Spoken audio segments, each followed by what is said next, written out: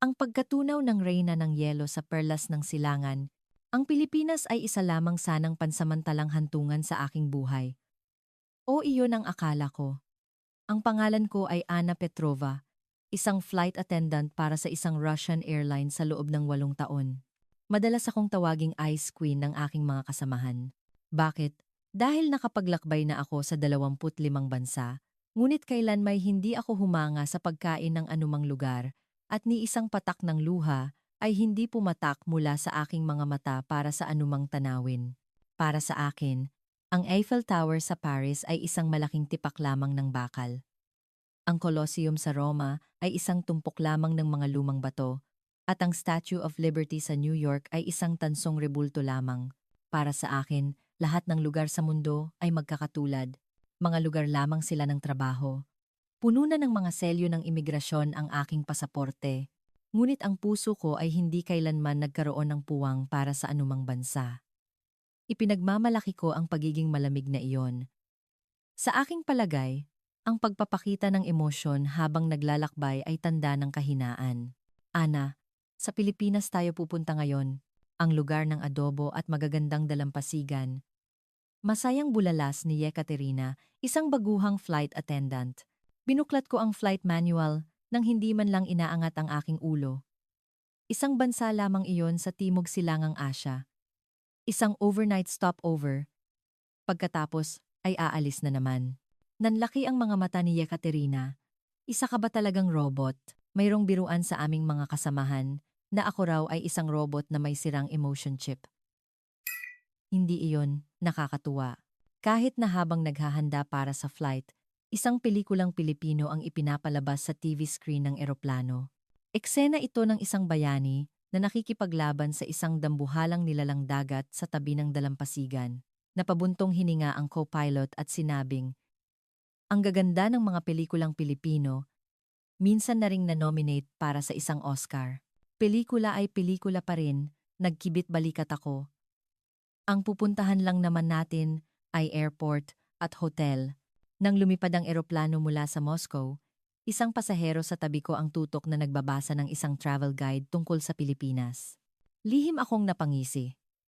Kay inosente ng mga turista, lahat naman ng bansa ay pare-pareho lang. Ana, totoo bang wala kang naging magandang impresyon sa kahit anong bansa? Tanong ni Irina, ang head flight attendant, habang inaabutan ako ng isang tasa ng kape. Lahat ng airport ay magkakatulad. Runway, duty-free shops, immigration counters. Sa loob ng 8 taon, iyon lang ang nakikita ko. Ang sagot ko ay palaging malamig at dekahon. Umupo ako sa upuan sa tabi ng emergency exit at tumingin sa labas ng bintana. Sa loob ng mahabang labang 14 oras na biyahe, nagbasa ako ng isang Russian classic novel. Ang mga tauhan sa libro ay mas totoo at mas madaling maunawaan kaysa sa mga tao sa totoong mundo. Biglang tumunog ang anunsyo sa eroplano. Malapit nang lumapag ang eroplano sa Ninoy Aquino International Airport. Ang lokal na oras ay 2 ng hapon. Napabuntong hininga ako at isinara ang libro. Nagsimula na naman ang isa pang listahan ng mga gawain. Mag-check-in sa hotel, maligo, matulog, mag-check out, at lumipad muli. Ang buhay ko ay parang isang maleta na umiikot sa baggage carousel. Bahagyang yumanig ang eroplano nang lumapag ito. Ang Maynila sa bintana ay isa lamang malaking lungsod. Matapos makababa ang lahat ng pasahero, inayos namin ang aming mga bagahe. Ana, sabi nila ligtas daw maglakad-lakad sa gabi sa Maynila. Gusto kong lumabas at mamasyal, sabi ni Yekaterina ng may pananabik. Baliw ka ba? Maaga ang flight natin bukas ng umaga. Umiling ako. Ngunit sa sandaling iyon, isang maliit na sulok ng aking puso ang kakaibang nabalisa. Tanong ko sa aking sarili, ngunit hindi ko maintindihan kung bakit ngayon ay may sumibol na kuryosidad. Siyempre, hindi ko iyon aaminin. Ang dangal ng isang ice queen na binuo ko sa loob ng 8 taon ay guguho.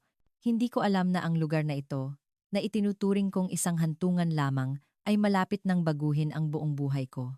Ang Pilipinas ang magiging 26 na selyo sa aking pasaporte at ang unang bansa na aangkin sa isang puwang sa aking puso. Noong mga sandaling iyon, Hindi ko iyon inaasahan. Pagpasok pa lang sa NAIA Terminal 3, napilitan akong manlaki ng mga mata.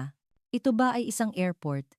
Isang modernong arkitektura ang bumungad sa akin, makintab na sahig, mataas at maaliwalas na kisame. At higit sa lahat, ang dami ng tao. Airport ba ito ng isang maliit na bansa? Hindi ko sinasadyang naibulong. Kinuha ni Ekaterina ang kanyang telepono at walang tigil sa pagkuha ng litrato. Ana, tingnan mo. May mga robot pa na nagsisilbi. Isang kulay pilak na robot ang nagtuturo ng direksyon sa mga turista. Ito ay isang imahe na hindi mailarawan sa isip sa airport ng Moscow. Kahit na nagkunwari akong walang pakialam, sa loob-loob ko ay lubos akong namangha. Sa aming daan patungo sa immigration counter, nakuha ng automatikong baggage conveyor system ang aking atensyon. Ang mga maleta ay kusang nagbabago ng direksyon sa conveyor. Sa Russia, karamihan ay kailangan pa ring buhatin ng mga manggagawa. May kaibahan dito. Hindi ko sinasadyang nasabi ang nasa isip ko. Pagdating sa counter, isang immigration officer ang nagtanong sa Ingles tungkol sa aming schedule. Bukas ng umaga ang aming lipad, maikli kong sagot. Ngunit bigla siyang nagsalita. Privet, Miss Petrova. Natigilan ako sa gulat at napatitig sa kanya. Paano niya nalaman ang pangalan ko at nakapagsalita pa ng Ruso? Ngumiti ang opisyal at nagpaliwanag. Natatanggap po namin ang impormasyon tungkol sa mga crew ng mga international flight ng mas maaga. Maligayang pagdating sa Pilipinas. Hindi ko lubos na maunawaan ang sitwasyon. Sa loob ng 25 bansang napuntahan ko, hindi pa ako nakatanggap ng ganitong pagbati. Karamihan sa kanila ay sasabihin lang na, "Next," at tatatakan ang pasaporte. Paglabas ng airport, dumaan ako sa banyo. Ang kalinisan ay pangunahing inaasahan. Ngunit sa lababo, mayroon pang libreng hand lotion. Isang janitress ang nagmamap ng sahig. Biglang may isang lalaking dumaan, tumango sa kanya, at sinabing, "Salamat po, Nay." Natigilan ako. Sa Russia, ang mga sanitation worker ay karaniwang itinuturing na parang hangin. Bakit binati ng lalaking ito ang janitress? Ang mas nakakagulat pa ay ang masayang ngiti ng janitress at ang kanyang sagot, "Ingat ka, iho." Ang eksenang iyon ay mukhang napakanatural na, para akong nanonood ng isang eksena sa pelikula. Habang naghihintay ng shuttle ng hotel, lahat ng tao ay kusang loob na pumila ng maayos. Walang naguutos, ngunit lahat ay sumusunod sa patakaran. Kung sa Russia ito, tiyak na magtutulakan ang lahat para makasakay. Kakaiba ang mga tao dito, sabi ko kay Ekaterina. Nagsisimula ng matunaw ang reyna ng yelo, tumawa si Ekaterina. Nang sumakay kami sa shuttle, sinabi ng driver na tutulungan niya kami sa aming mga bagahe. Ruso na naman. Spasibo. Pero kaya na po namin. Tanggi ko bilang reflex. Ngunit ngumiti ang driver at sumagot, "Trabaho ko po iyan, ma'am." Sa sandaling iyon, talagang nalito ako. Bakit napakabait ng mga tao sa maliit na bansang ito? O mayroon ba silang ibang motibo? Sa daan patungo sa hotel, ang tanawin ng Maynila ay lumitaw sa labas ng bintana, mga nagtataasang gusali, makukulay na neon sign, at malilinis na kalsada. Ngunit ang pinakamahalaga, ang mga mukha ng mga tao ay mukhang masaya. Isang hantungan lamang, sabi ko sa sarili, ngunit sa puso ko, isang maliit na pagbabago ang nagsimula ng umusbong. Ang puso ng reyna ng yelo ay nagsimula ng magkaroon ng mga lamat. Pagdating sa hotel at pag-check-in, ang kwarto ay mas maluwag at malinis kaysa karaniwan. Mula sa bintana, kitang-kita ang sentro ng lungsod, maaaring Makati o BGC. Ang agos ng mga sasakyan ay dumadaloy sa pagitan ng mga matataas na gusali. Ang mga signboard ng mga tindahan ay magkakatabi at sa malayo ay anino ng iba pang mga skyscraper. May kakaibang pulso ang lungsod na ito. Ibang-iba sa bigat ng Moscow. Sa kwarto, mayroong salabat ginger tea. Sinubukan kong magtimpla ng isang tasa. Ang bango nitong dalisay at ang lasa ay may bahagyang tamis at anghang. Sa Russia, ang mga hotel room ay karaniwang may instant coffee lamang. Ang maliit na detalyeng ito ay nagpagulat sa akin. Nakatapos ng magbihis si Ekaterina at inaya akong lumabas. Gusto ko talagang lumabas at tingnan ang Bonifacio High Street. Sabi nila, paraiso daw iyon ng mga mahilig mamili at marami pang street food. Pagpupumilit niya, kumikinang ang mga mata. Karaniwan, tatanggi ako ng diretsyo, ngunit hindi ko alam kung bakit nasabi ko, sige, sabay tayo. Nagulat ako mismo sa sinabi ko, sa loob ng 8 taon, hindi ako kailanman lumabas para mag-explore sa anumang lugar na pinagtatrabahuhan ko. Ang hotel room ang aking buong mundo. Pumalakpak si Ekaterina sa gulat. Talaga? Natutunaw na ang reyna ng yelo. Makalipas ang 1 oras. Bumaba kami sa lobby ng hotel. May maririnig na malamyos na musika at may amoy ng sampaguta sa hangin. Sa reception, isang babae na nakasuot ng eleganteng Filipiniana blouse ang ngumiti. Ang ngiti niya ay mukhang napakatotoo. Saan po ang punta ninyo, ma'am? Tanong niya. Bonifacio, High Street, sagot ni Ekaterina. Kumuha ang receptionist ng isang makulay na mapa at ipinaliwanag ng detalyado ang daan sa Ruso. Pinakamadali po kung mag-taxi o grab kayo. Kung gusto ninyo, pwede ko kayong i-book. O kung gusto ninyong subukan ang bus, ito po ang sasakyan ninyo. Baba kayo sa station na ito, tapos lakad na lang po kayo ng kaunti. Ingatan niyo po ang mga gamit ninyo, ha? Gumuhit pa siya ng simpleng mapa para sa amin, minarkahan pa ang mga pasyalan sa daan. Maraming salamat, sabi ko, na may halong hiya sa ngiti. Sa Russia, bihira ang mga hotel staff na ganito katulong sa mga bisita. Ang kabaitan ng mga tao ay nagdudulot sa akin ng pagdududa. Baka may inaasahan silang tip. Ngunit ang kanyang tapat na mga mata ay nagpatibag sa aking pag-aalinlangan. Ang mga kalsada ay malinis na hindi kapani-paniwala. Walang kahit isang piraso ng basura sa bangketa. Maraming tao ang naglalakad, ngunit hindi maingay. Pagdating namin sa Bonifacio High Street, ang lugar ay puno ng buhay. Mga tindahan ng kosmetiko, damit, at mga restaurant ay magkakatabi. Walang tigil sa paghanga si Ekaterina. Papasok siya sa isang tindahan, lalabas, at papasok sa isa pa. Bala ko lang sanang tumingin-tingin, ngunit ang mga staff sa bawat tindahan ay ngumingiti at bumabati ng magiliw. Kakaiba ito sa akin. Sa Russia, madalas akong makaranas ng malamig na trato pagpasok sa mga tindahan. Nang pumasok ako sa isang tindahan ng kosmetiko, lumapit ang isang staff at nagtanong, "Taga saan po kayo, ma'am?" "Russia," sagot ko. Agad siyang nagsalita sa Ruso. "Privet," maligayang pagdating. Inirekomenda pa niya ang mga produktong paborito ng mga Ruso. Paano niya nalaman ang mga bagay na ito? Nakakamangha. Habang naglalakad, nakaramdam ako ng gutom. Habang naghahanap ng restaurant, nakita ko ang isang janitress na nagliligpit ng basura sa gilid ng daan. Bigla, isang estudyanteng dumaan ang huminto, tumango sa kanya, at sinabing, "Salamat po sa paglilinis, Nay," at ngumiti. Napatigil ako. Nakita ko na ang isang katulad na eksena sa airport, kaya hindi ito nagkataon lang. Ngumiti ng masaya ang janitress. "Galing ka na sa eskwela, iho?" Sumagot ang estudyante. "Opo, Nay. Papunta pa po ako sa tutorial ko." Ang eksenang iyon ay lubos na nakalito sa akin. Isang imahe na hindi kailanman makikita sa Russia. Doon, ang mga sanitation worker ay sanitation worker lang. Pero dito, binabati sila ng mga tao. Kinakausap pa. "Yekaterina, nakita mo ba iyon kanina? Ang weird, 'di ba?" Tanong ko. "Ang alin po?" Tanong ni Yekaterina. Nakakiling ang ulo, hawak ang mga shopping bag. Yung estudyanteng bumati sa janitress. Sa Russia, hindi iyon mangyayari. Nag-isip sandali si Yekaterina at sinabing, "Oo nga." "No." Sa atin, parang hangin lang ang mga sanitation worker. Sa sandaling iyon, may kumirot sa puso ko. Isang maikling pagbati na nakita ko sa bansang ito ay nagdulot ng ganito kalaking epekto sa akin. Hindi lamang ito simpleng paggalang, kundi isang pagkakaiba sa paraan ng pakikitungo sa kapwa-tao. Habang nakaupo sa isang restaurant, puno pa rin ang isip ko ng imaheng iyon. "Salamat po, Nay."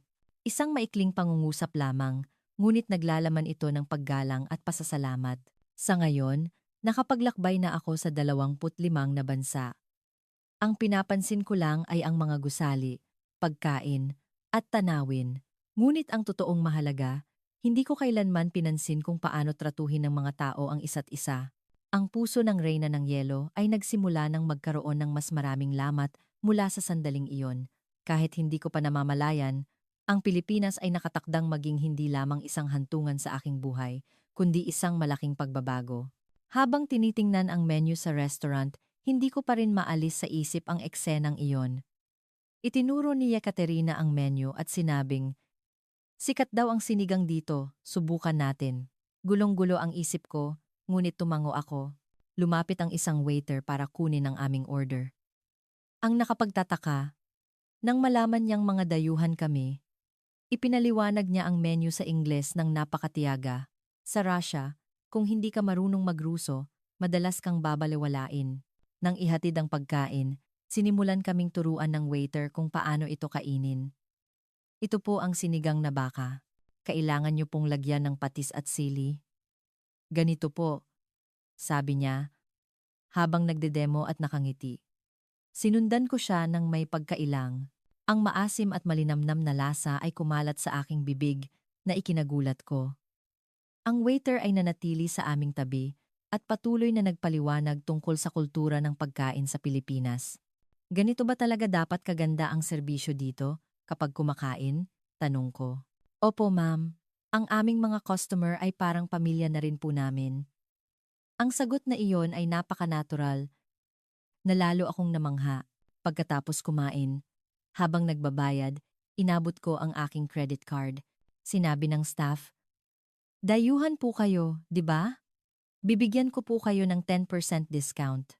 "Bakit po?" tanong ko, puno ng pagtataka.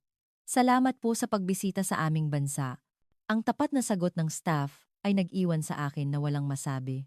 Paglabas namin, biglang bumuhos ang ulan. Wala kaming payong at hindi namin alam kung anong gagawin. Isang staff mula sa katabing tindahan ang tumakbo papalabas at inabutan kami ng payong. "Okay lang po, ma'am.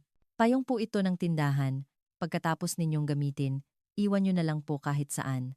Tiningnan ko siya ng hindi makapaniwala. "Talaga pong okay lang? Hindi kailangan ng deposit?" Umiling ang staff at ngumiti. "Nasa Pilipinas po kayo, ma'am. Huwag po kayong mag-alala." Habang naglalakad kami sa ilalim ng payong, sinabi ko kay Ekaterina, "Kakaiba ang mga tao dito. Bakit sila napakabait?" "Oo nga, kabaitan na nakapagdududa." Sang-ayon din niya. Sa daan, nakita namin ang isang matandang lalaki na nagbubuhat ng mabibigat na gamit paakyat sa hagdan. Ang nakakagulat, ang mga kabataang malapit ay agad na tumakbo para tumulong nang hindi inuutusan. "Tingnan mo, heto na naman," turo ni Ekaterina. "Kung sa Russia iyan, malamang nilagpasan na lang nila." Tahimik kong pinanood ang eksena at muling kumirot ang aking puso. Ang mga maliliit na pagmamalasakit sa pagitan ng mga tao, bakit ito nagdudulot sa akin ng damdamin na para akong maiiyak? Sa bus pabalik sa hotel, isang buntis na babae ang sumakay.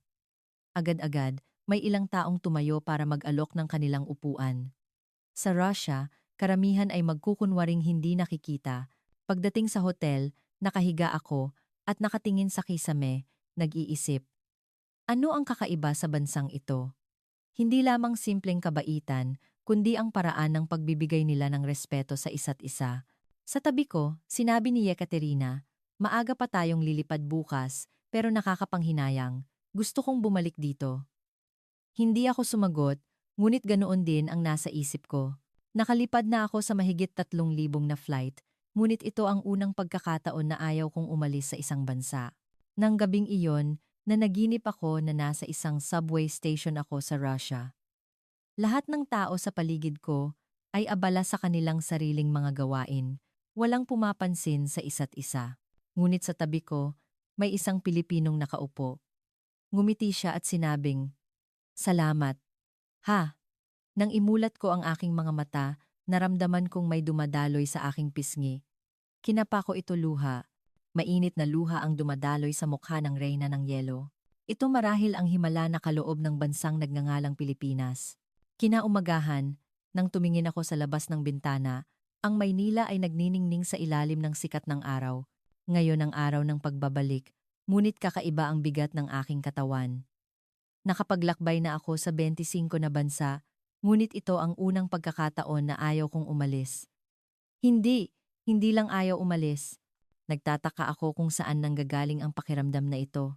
Palagi kong iniisip na ako ay isang taong walang emosyon, nagtatrabaho na parang makina. Ngunit ang karanasan kahapon ay lumikha ng isang banayad na pagbabago sa aking kalooban. Ana, gising ka na? Mag-almusal na tayo, masayang tawag ni Yekaterina. Sa elevator pababa sa restaurant ng hotel, ang mga imahe ng kahapon ay naglalaro pa rin sa aking isipan. Ang estudyanteng bumati sa janitress. Ang mga kabataang tumulong sa matanda. Ang staff ng tindahan na nagpahiram ng payong. Ano ba talaga ang kakaiba sa bansang ito? Ang buffet breakfast ay mayroong parehong pagkaing Pilipino at kanluranin. Ang section ng pagkaing Pilipino ay may kakaibang bango. May mga pagkaing hindi ko alam ang pangalan. Mainit na siopaw at siomay at mabangong arroz caldo. Si Ekaterina ay matapang na pumili ng pagkaing Pilipino. Ako naman, pinili pa rin ang dati kong kinakain tinapay at itlog. Ang pagiging konserbatibo ay aking nakasanayan. Hindi ako kailanman nakikipagsapalaran, hindi sumusubok ng bago. Ana, subukan mo itong siomay. Mainit at masarap, rekomendasyon ni Yekaterina. Tiningnan ko ang maliliit na puting siomay, na parang may sabaw sa loob. Nag-aatubili akong kumuha ng isa. Ito ay masarap sa isang di inaasahang paraan. Manipis ang balat, malambot ang laman, at ang sabaw ay manamis-namis. Ibang-iba sa pagkain sa Russia. Kumain pa ako ng ilan. Ito ang unang pagkakataon sa loob ng 8 taon na sinubukan ko ang lokal na pagkain sa almusal ng hotel. Pagkatapos kumain, pumunta kami sa reception para mag-check out. Biglang inanunsyo ng staff na delay po ng 4 na oras ang flight ninyo papuntang Russia. Kumabog ang dibdib ko, hindi dahil sa pag-aalala sa na-delay na flight, kundi dahil sa isang di inaasahang pananabik. 4 na oras. Magkakaroon ako ng dagdag na oras para tuklasin ang lungsod na ito. Huwag po kayong mag-alala. Mayroon po kaming libreng city tour service. Isang 4 na oras na tour sa Maynila. Ano po sa tingin ninyo? Talaga po? Tanong ni Yekaterina. Nagniningning ang mga mata. Opo. Ayaw po naming mainip ang aming mga bisita. Mayroon po kaming espesyal na tour guide na magdadala sa inyo sa mga pinaka-iconic na lugar sa Pilipinas. Sagot ng staff na may ngiti at inabot sa amin ang isang magandang travel brochure. Kung sa Russia ito, sasabihin lang nila, paumanhin, maghintay na lang po kayo. Ang abala ng bisita ay hindi nila responsibilidad. Ngunit dito, nag-aalok sila ng libreng tour. Nakakamangha, makalipas ang 30 minuto, nakasakay na kami sa isang maliit na bus para sa tour sa sentro ng Maynila. Bago ang sasakyan, komportable ang upuan, may libreng malamig na mineral water at wet wipes. Ang tour guide ay isang nasa katanghaliang gulang na lalaki na nakasuot ng malinis na uniforme, may magiliw na ngiti. Ipinakilala niya ang kasaysayan at kultura ng Maynila sa wikang Ruso. Ang kanyang accent ay perpekto. Mas magaling pa sa ilang Ruso na kilala ko. Ang galing ninyong mag-Ruso. Puri ko. Nag-aral po ako para makapagsilbi sa mga bisitang Ruso. Mahal ko po ang literatura at musika ng inyong bansa. Sina Tolstoy at Tchaikovsky ang mga paborito ko.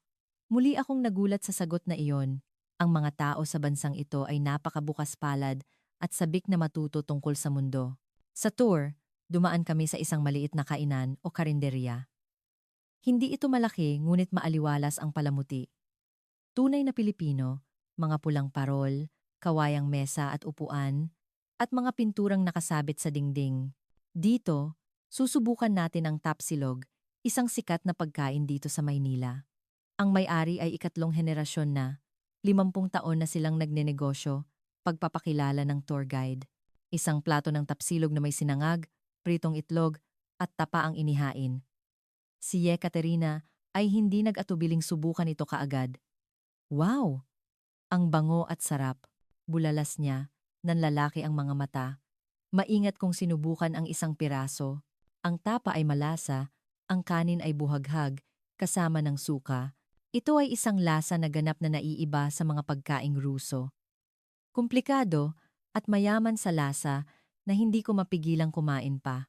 Nakita kami ng may-ari, isang matandang babae, at nagdala ng 2 baso ng malamig na tubig na may yelo. Ang mga dayuhan, baka medyo manibago sa lasa sa unang kain. Mas mabuti kung may malamig na tubig. Ito ang pinakakaraniwang inumin sa Pilipinas. Ang nakakagulat pa, ipinagluto niya kami ng espesyal na tapsilog na may mas kaunting alat at binigyan kami ng libreng leche flan. Bakit niyo po ito ginawa? Tanong ko, puno ng pagtataka. Gusto ko lang magustuhan ninyo ang pagkaing Pilipino ko. Umuwi kayo sa bansa ninyo na may magagandang alaala sa Pilipinas. Masaya na ako, masayang ngiti niya. Ang mga kunot sa paligid ng kanyang mata ay malalim, ngunit ang kanyang ngiti ay napakainit.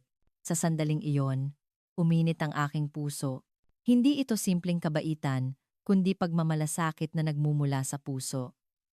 Hindi pa ako nakakita ng sinumang nagsikap ng ganito para lang magustuhan ng iba ang kanyang pagkain. Sa Russia, karamihan ay iniisip lamang ang kita.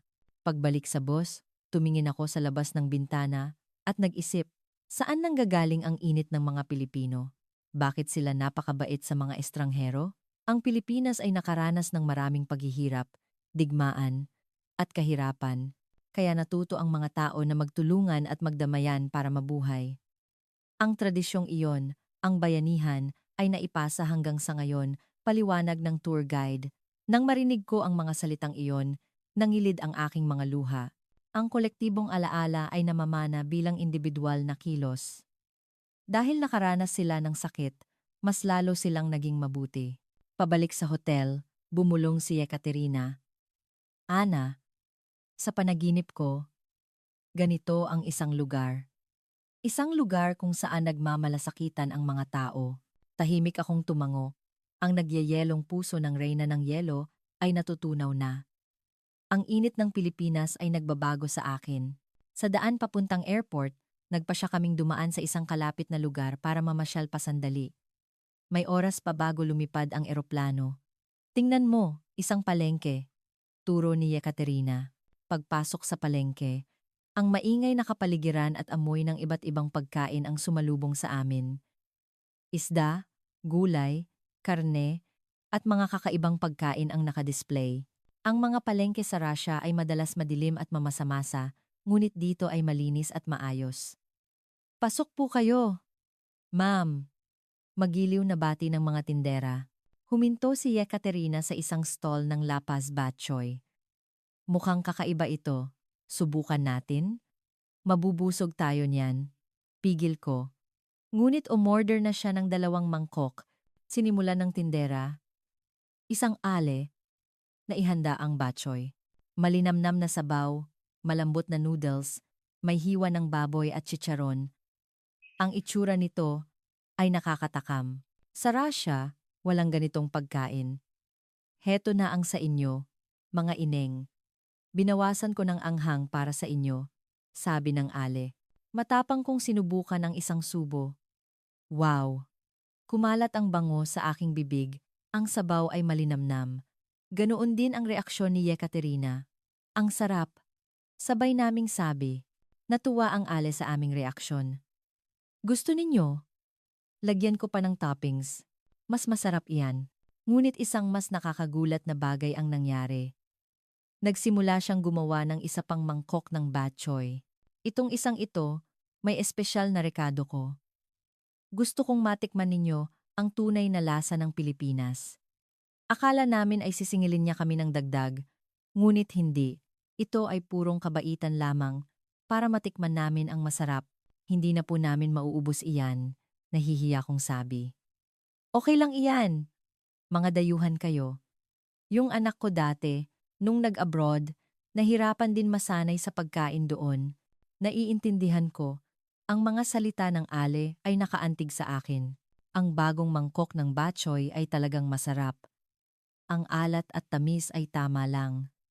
Nilagyan pa niya kami ng libreng itlog ng pugo. Kain lang kayo ng mabuti. At bumalik kayo ulit sa bansa namin, ha? Masayang ngiti niya. Nang magbayad kami, ang presyo ay nakakagulat na mura. Kung sa Russia ito, mas mataas ang sisingilin sa mga dayuhan. Masyado pong mura. Dagdagan niyo na po, sabi ko. Ngunit iwinagayway niya ang kanyang kamay. Wag na, bumalik na lang kayo ulit. Mas mabuti iyon. Paglabas sa palengke. Sinabi ni Yekaterina, mas pinapahalagahan ng mga tao dito ang relasyon kaysa pera. No? Tumango ako. Oo, mas mahalaga ang tao kaysa materyal na bagay sa bansang ito. Ang pakikipagkapwa-tao ang pundasyon ng lahat ng kanilang ginagawa. Nang tingnan ko ang relo, oras na para pumunta sa airport. Sa taxi, ang tanawin ng Maynila sa bintana ay nakatatak na sa aking isipan. Mga matataas na gusali, malilinis na kalsada, at higit sa lahat, ang maiinit ng ngiti ng mga tao. Ang taxi ay napakalinis. May nakasabit na maliit na imahe ng Santo Niño sa harap. Ang driver ay mga pintong taong gulang, nakasalamin, mukhang mabait. Saan po kayo galing? Tanong niya sa simpleng Ingles. Russia po, sagot ko. Agad niyang binanggit ang ilang lungsod sa Russia, Moscow, St. Petersburg, Vladivostok. Binanggit pa niya ang ilang mang-aawit na Ruso. Nang makita ang aking pagkagulat, ngumiti siya at sinabing, ang mundo ay iisa lang. Lahat tayo ay magkakaibigan. Nanonood ako ng mga pelikulang Ruso. Gusto ko ang kultura ninyo. Ang mga salitang iyon ay tumagos ng malalim sa aking puso. Sa Russia, ang mga taxi driver ay karaniwang tahimik at nakatuon lang sa pagmamaneho. Ngunit ang driver na ito ay nakikipag-usap sa amin na parang mga kaibigan. Ang puso ng Reyna ng Yelo ay tuluyan ng natunaw. Sa daan patungo sa Naiya, ang Pilipinas sa bintana ng taxi ay kahanga-hanga. Malilinis na kalsada, maayos na trapiko, at higit sa lahat ang masayang mukha ng mga tao. Sa Russia, karamihan sa mga tao ay laging nakasimangot o mukhang galit. Sa gilid ng daan, maraming motorsiklo, ngunit lahat ay sumusunod sa batas trapiko. Kapag pula ang ilaw, lahat ay matiyagang naghihintay, walang bumubusina ng walang dahilan. Isang tanawin na hindi makikita sa Moscow. Paano po ang takbo ng buhay ng mga Pilipino? Tanong ko sa driver. Hindi mabilis, hindi mabagal. Tama lang, ma'am, sagot niya. Naniniwala kami sa dahan-dahan. Basta sigurado. Ang mga salitang iyon ay puno ng pilosopiya. Sa Russia, lahat ay laging nagmamadali at walang pasensya. May kaunti pa tayong oras, maglakad-lakad muna tayo doon, mungkahi ni Yekaterina. Narinig ito ng driver at sinabing, dadalhin ko kayo sa isang lugar na madalas puntahan ng mga lokal. Hindi tourist spot, kundi ang totoong buhay ng mga Pilipino. Nang bumaba kami, nagsimula kaming maglakad sa isang kalsada malapit sa airport. Malamig ang hangin, asul ang langit, iba sa kulimlim na langit ng Russia. Isa itong maliit na residential area, may mga tradisyonal na bahay at modernong kondominium. Hindi malapad ang kalsada ngunit napakalinis.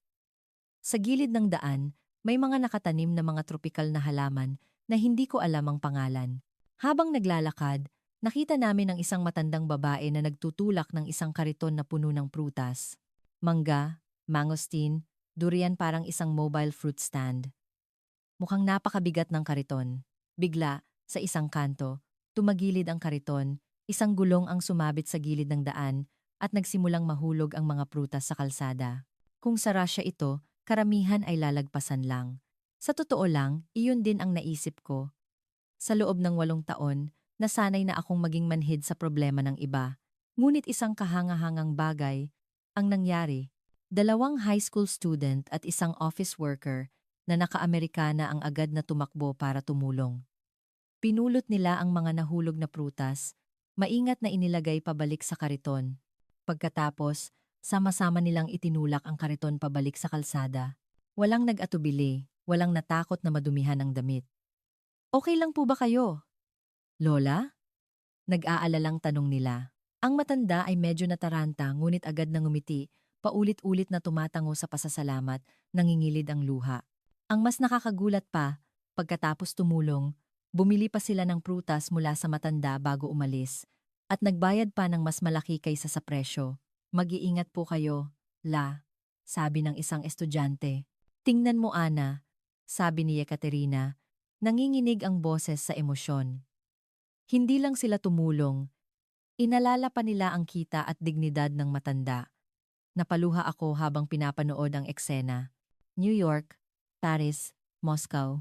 Hindi ko pa nakita ang ganitong eksena sa anumang malaking lungsod.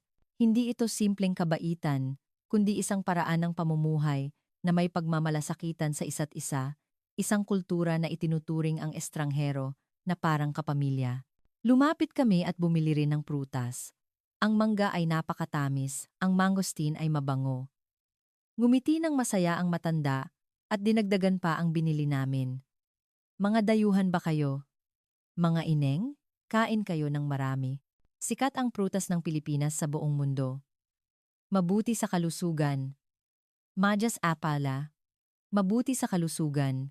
Ang boses niya ay nagpapakitang siya ay isang lokal, ngunit ang kanyang mga mata ay napakainit. Malalim ang mga kunot, ngunit ang ngiti ay napakabuti. Sa sandaling iyon, napagtanto ko na ang bansang ito ay hindi lamang may advanced na teknolohiya, kundi ang kaluluwa ng mga tao ang pinakamaunlad sa lahat. Kaluluwang marunong magmalasakit sa isa't isa, kaluluwang handang tumulong sa estranghero. Iyon ang tunay na sibilisasyon ng Pilipinas. Habang kumakain ng prutas at naglalakad, isang matandang lalaki ang biglang napaupo, mukhang hindi maganda ang pakiramdam. Agad, ang mga tao sa paligid ay tumakbo papalapit. Isang batang ina na may kargang sanggol ang tumawag ng ambulansya. Ang iba ay inalalayan ang matanda sa isang lilim. Ang isa pa ay tumakbo sa isang kalapit na tindahan para humingi ng malamig na tubig. Kahit ang mga dumadaang motorista ay huminto para magtanong kung kailangan ng tulong. Tay, darating na po ang ambulansya. Huwag po kayong mag-alala, sabay-sabay nilang pag-alo sa matanda. Ana, parang isang pamilya ang mga taong ito. Ang galing ng pag-aalaga nila sa isa't isa, sabi ni Ekaterina ng may paghanga. Tahimik kong pinanood ang eksena at napagtanto na sa loob ng 8 taon, ang nakikita ko lang ay mga gusali, pagkain, at tanawin, ngunit hindi ko kailanman nakita ang tunay na mukha ng isang bansa. Ang mga tao, ang ugnayan sa pagitan ng mga tao, iyon ang pinakamagandang tanawin ng isang lugar. Pabalik sa airport, pareho kaming tahimik, abala sa aming mga iniisip. May isang bagay sa akin na nagbabago. Ang pader ng yelo na nagprotekta sa aking puso sa loob ng 8 taon ay unti-unting natutunaw.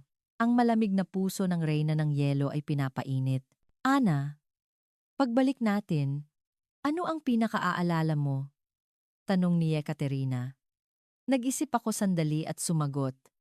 Ang mga tao, ang kanilang mga ngiti, ang kanilang pagmamalasakit, at kung paano nila tratuhin ang isa't isa. Pagdating sa airport, naramdaman kong kakaiba, na para bang aalis ako sa aking tahanan. Nakakatawa, isang gabi lang akong nanatili, ngunit ang bansang ito ay nagbigay sa akin ng pakiramdam ng isang tahanan na matagal ko nang kinagisnan. Sa daan patungo sa departure hall, muli kong tiningnan ang Pilipinas at naisip na kailangan kong bumalik. Sa pagkakataong ito, hindi bilang isang hantungan, kundi para tunay na makipagkilala. Bago sumakay sa eroplano pabalik sa Russia, bumili ako ng ilang maliliit na souvenir sa duty-free shop, isang keychain na hugis sa lakot. Hindi lamang ito isang souvenir, kundi isang patunay ng isang bansang lumikha ng pagbabago sa akin. Sa puso ng reyna ng yelo, isang maliit at mainit na apoy ang nagsimulang mag-alab, isang apoy na kaloob ng bansang nagngangalang Pilipinas. Habang nakatayo sa harap ng immigration counter, bumuhos ang pakiramdam ng panghihinayang. Isang gabi lang akong nanatili ngunit ayaw ko nang umalis. Ito ang unang pagkakataon. Ganoon din ang naramdaman ni Ekaterina. Tumingin siya sa paligid at napabuntong hininga. Nakakabaliw. Isang araw lang pero minahal ko na ang bansang ito, tumawa siya. Hindi ka baliw. Tapat kong sagot. Espesyal talaga ang lugar na ito. Pagkatapos dumaan sa immigration, sa duty-free area, may oras pa bago ang flight. Tiningnan namin ang mga Pilipinong kosmetiko, mga handicraft, at mga matatamis. Dati, lalagpasan ko lang ang mga ito. Ngunit ngayon, Lahat ay may kahulugan. Tingnan mo, Ana, turo ni Ekaterina. Hindi ba't iyan ang alis sa kainan ng tapsilog kahapon? Nagulat akong tumingin. Oo nga, siya ang alis sa karinderya kahapon. Hila-hila niya ang kanyang maleta kasama ang isang tao. Magandang hapon po, Nay, bati namin. Nagulat siyang tumingin sa amin at masayang ngumiti. Aba, kayo pala yung mga kumain ng tapsilog kahapon. Bakit kayo nandito? Pauwi na po kami. Kayo po? Tanong ko. Ihahatid ko ang anak kong mag-aaral sa Russia. Mas lalo kaming nagulat sa sagot niya. Talaga po? Saang lungsod po siya pupunta? Masiglang tanong ni Ekaterina. Sa Moscow, Ija. Mag-aaral siya ng musika. Ngumiti ng mahiyain ang dalaga na anak niya. Biglang uminit ang aking puso. Ang taong naging mabait sa amin kahapon, ngayon ay nakasama namin bilang isang ina na naghahatid sa kanyang anak papuntang Russia. Ang liit at ang ganda ng mundo. Nasa Moscow po ako. Kung kailangan ninyo ng tulong, kontakin niyo lang po ako. Inabot ko ang aking business card. Kinuha niya ito ng may malaking pasasalamat. Talaga, Ija, maraming salamat. Unang beses ng anak ko sa Russia, nag-aalala ako. Bigla, may kinuha siya sa kanyang bag. Isang maliit na manika na nakasuot ng barot saya. Heto, isang souvenir mula sa Pilipinas. Pampaswerte. Sa sandaling iyon, nanlabo ang aking mga mata. Isang estrangherong nakilala ko lang kahapon, ngayon ay nagbibigay sa akin ng regalo na parang isang matagal ng kaibigan. Ito ang aking unang karanasan. Maraming salamat po. May regalo rin po ako para sa anak ninyo. Kinuha ko ang isang Russian chocolate bar mula sa aking bag. Ito ang pinakasikat na tsokolate sa Russia. Nagpalitan kami ng mga regalo mula sa aming mga bansa. Hindi lamang ito pagpapalitan ng material na bagay, kundi ng damdamin. Tumunog ang anunsyo sa airport. Tinatawag na ang mga pasahero para sa flight papuntang Russia. Malungkot kaming nagpaalam. Magkita tayo sa Moscow. Sa daan patungo sa boarding gate, dumaan ako sa banyo. Doon, muli kong nakita ang janitress sa airport. Nakasuot pa rin siya ng orange na uniforme, may puti na ang buhok, ngunit mabilis pa rin ang kilos. Ang nakakagulat, nakilala niya ako. Aba, yung dayuhang bata kahapon. Pauwi ka na, Ija? Hindi ko siya nakilala, ngunit natandaan niya ako. Biglang uminit ang aking puso. Sa isang mataong airport na tulad nito, paano niya matatandaan ang isang dayuhang nakita niya lang minsan kahapon? Opo. Pauwi na po ako ngayon. Paano niyo po ako natandaan? Tanong ko, puno ng emosyon. Lahat ng dayuhang flight attendant, tinitingnan ko. Gusto kong malaman kung ano ang tingin ninyo sa Pilipinas namin. Sana may magaganda kang alaala na maiuwi. Masayang ngiti niya. Ang mga kunot sa paligid ng kanyang mata ay namukadkad na parang bulaklak. Pagkatapos ay may kinuha siya mula sa kanyang bulsa. Isang maliit na keychain na kalabaw na gawa sa sungay. Souvenir ng Pilipinas. Kunin mo. Baka wala itong halaga, pero galing ito sa puso ko. Sa pagkakataong ito, hindi ko na napigilan ang aking mga luha. Tuloy-tuloy itong dumaloy na parang naputol na kuwintas ng perlas. Nakapunta na ako sa mga airport sa buong mundo, ngunit ito ang unang pagkakataon na may isang sanitation worker na natandaan ako bilang isang tao at binigyan pa ako ng regalo. Sa Russia, ang mga sanitation worker ay nasa pinakamababang antas ng lipunan, walang pumapansin sa kanila, ngunit ang janitress na ito ay mukhang napakadangal at mainit. Maraming, maraming salamat po. Hindi ko po kayo makakalimutan. Nanginginig ang boses ko. Nang makita niyang umiiyak ako, marahan niyang tinapik ang aking balikat. Huwag kang umiyak. Nak, laging bukas ang Pilipinas para sa inyo. Alalahanin mo ang magagandang bagay sa Pilipinas at tandaan mo na maraming mabubuting tao sa mundo. Hinawakan niya ang aking kamay. Babalik ka, ha?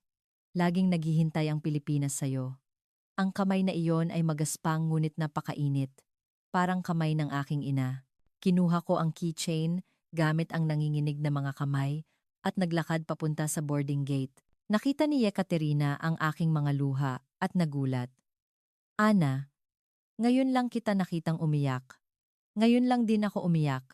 Sagot ko, nakangiti habang tumutulo pa rin ang luha. Sa loob ng maraming taon, akala ko wala akong luha, na ang puso ko ay naging bato na. Ngunit ang init ng Pilipinas ay tumulong sa akin na mahanap muli ang aking pagkatao. Nang sumakay sa eroplano, tiningnan ko ang huling imahe ng Pilipinas sa bintana. Ang araw ay palubog. Kinukulayan ng ginto ang buong kalangitan. Ang lugar na ito ay hindi na isang hantungan, kundi isang pagbabago sa aking buhay, ang destinasyon ng aking puso. Habang nakaupo sa eroplano, tiningnan ko ang keychain at nag-isip. Mayroon ang Pilipinas na mas advanced kaysa sa teknolohiya, ang kaluluwang marunong rumespeto at magmalasakit sa isa't isa. Iyon ang tunay na sibilisasyon. Nang lumipad ang eroplano, isang bagong determinasyon ang sumibol sa aking puso. Wala na ang reyna ng yelo. Ang init ng Pilipinas ay tuluyan ng nagbago sa akin. Ngayon, handa na akong bumalik sa Moscow at ikalat ang init na iyon. Ngunit hindi ko alam na ang kwento ko sa Pilipinas ay malapit ng lumikha ng isang malaking phenomenon sa social media. Pagbalik sa Moscow, gumawa ako ng isang bagay na kakaiba. Sa unang pagkakataon sa loob ng 8 taon, ibinahagi ko ang aking karanasan sa Pilipinas sa social media. Akala ko ang Pilipinas ay isa lamang hantungan, ngunit 2 araw na karanasan ay tuluyang nagbago sa aking pananaw sa buhay. Ang mga tao doon ang nagturo sa akin kung ano ang tunay na init.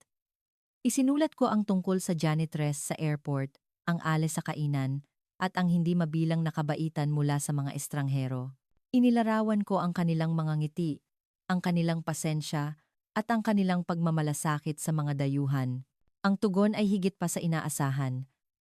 Libu-libong komento ang dumating mula sa buong mundo. Ibinahagi nila ang kanilang sariling mga karanasan sa Pilipinas. Naramdaman ko rin ang parehong init sa Pilipinas. Kakaiba ang mga Pilipino, napakaganda ng kanilang kaluluwa. Ang bansang iyon ang nagpabalik sa aking paniniwala sa kabutihan ng tao. Nang maligaw ako sa Pilipinas, isang estranghero ang naglakad ng 10 minuto para ihatid ako. Isang linggo pagkatapos, nag-alok ang airline ng isang espesyal na posisyon para sa akin. Magbubukas sila ng regular na flight papuntang Pilipinas, at gusto nilang ako ang maging head flight attendant na responsable sa cultural exchange sa pagitan ng Russia at Pilipinas. Pumayag ako ng walang pag-aalinlangan. Gusto kong muling tumapak sa mainit na lupaing iyon. 2 buwan pagkatapos, muli akong tumayo sa NAIA. Sa pagkakataong ito, hindi para mag-overnight, kundi para simulan ang trabaho ng aking pangarap. Nang dumaan ako sa dating banyo, muli kong nakita ang janitress. Nang makita niya ako, masaya siyang sumigaw. "Bumalik ka, nak. Alam kong babalik ka. Nagtatrabaho na po ako sa flight papuntang Pilipinas ngayon. Madalas na po akong pupunta dito." Sabi ko, nanginginig ang boses. "Napakabuti niyan, nak. Maligayang pagbabalik sa iyong tahanan." Pagbabalik sa tahanan? Ang dalawang salitang iyon ay napakatama. Ang Pilipinas ay tunay na naging pangalawang tahanan ko. 6 na buwan pagkatapos, nag-apply ako para sa long-term residency sa Pilipinas. Gusto kong matuto ng Filipino. Gusto kong mas maunawaan ang kultura ng bansang ito. 1 taon pagkatapos, nagbukas ako ng isang maliit na Russian Cultural Center sa Maynila. Gusto kong ipakilala ang aking bansa sa mga Pilipino, tulad ng pagpapakita nila sa akin ng init. Madalas dumalaw ang alis sa kainan. Dahil sa'yo, naging maayos ang adaptasyon ng anak ko sa Moscow, palagi niyang sinasabi. Ang janitress. Pagkatapos magretiro, ay madalas ding dumalaw sa aking center. "Pinasikat mo ang Pilipinas namin sa buong mundo," sabi niya nang may pagmamalaki. "Hindi po. Ang Pilipinas po ang nagbago sa akin, hindi ko po pinasikat ang Pilipinas." Pagkatapos ng 1 taon na paninirahan sa Pilipinas, mas naintindihan ko ang pagiging espesyal ng bansang ito. Tuwing umaga sa palengke, babatiin ako ng mga tao. "Ana, andito ka na pala," na para bang bahagi na ako ng komunidad. Ang tindera ng gulay ay pipiliin ang pinakasariwang gulay para sa akin. Ang tindera ng prutas ay palaging magpapatikim sa akin. Ang tindero ng isda ay tuturuan ako kung paano pumili ng sariwang isda. Ang pakiramdam na ito ng pagtanggap ay hindi ko kailanman naramdaman sa Russia. Sa Moscow, Hindi magkakakilala ang magkakapit-bahay. Ngunit sa Pilipinas, naramdaman ko ang init ng komunidad.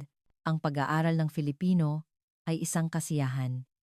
Ang aking guro, si Geeng-eng, May, ay mahigit 60 taong gulang.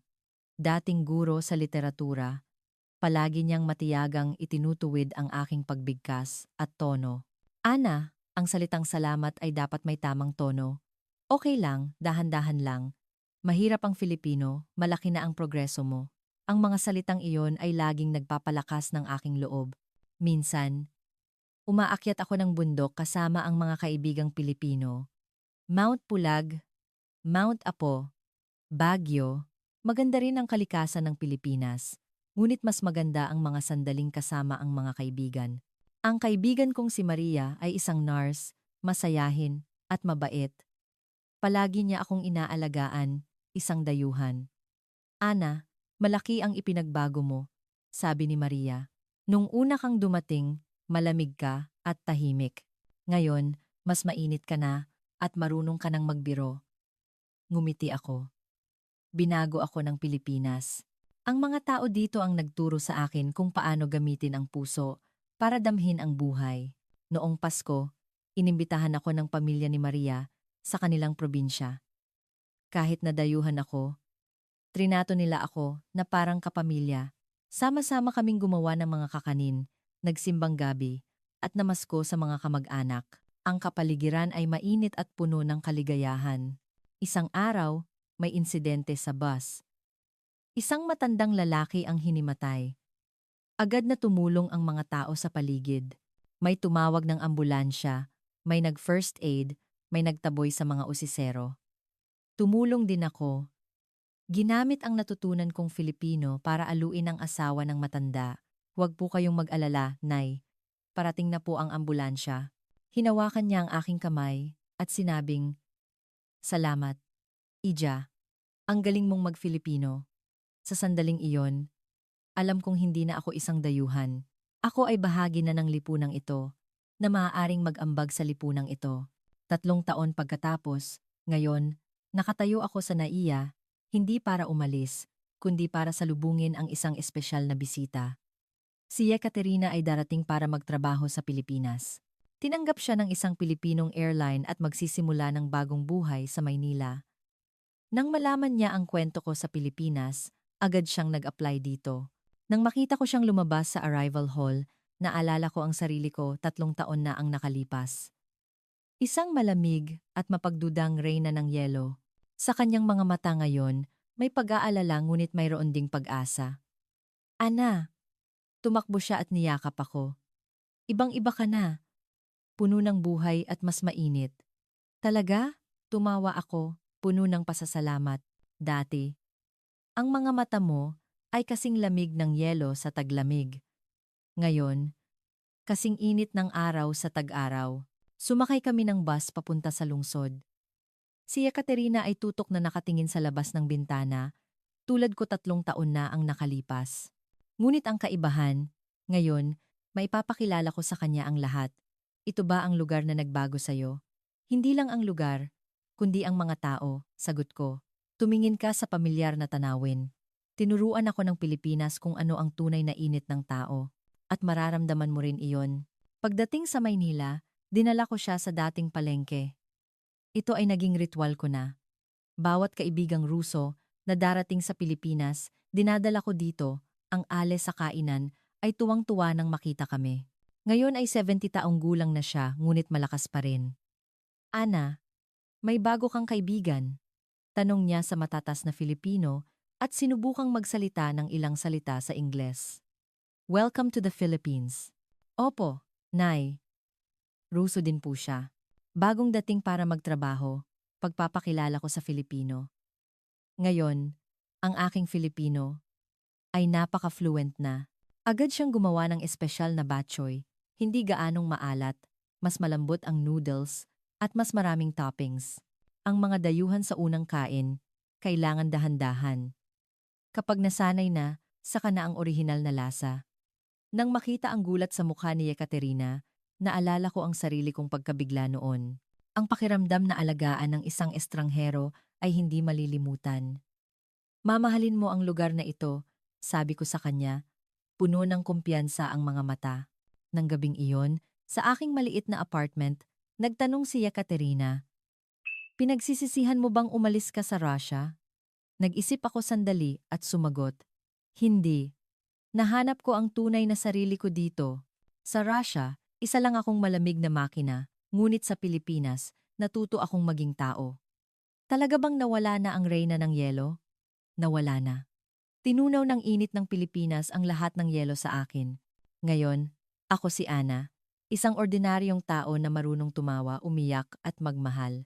Kinuha ko ang keychain na kalabaw na bigay ng janitress at ang manikang barot saya na bigay ng ele sa kainan. Sa loob ng 3 taon, palagi silang nasa akin. Hindi lamang sila mga souvenir, kundi simbolo ng aking pagbabalik sa pagiging tao. Tuwing nakikita ko sila, naaalala ko ang init na itinuro sa akin ng Pilipinas. Tiningnan ako ni Ekaterina ng seryoso. "Gusto ko ring magbago tulad mo.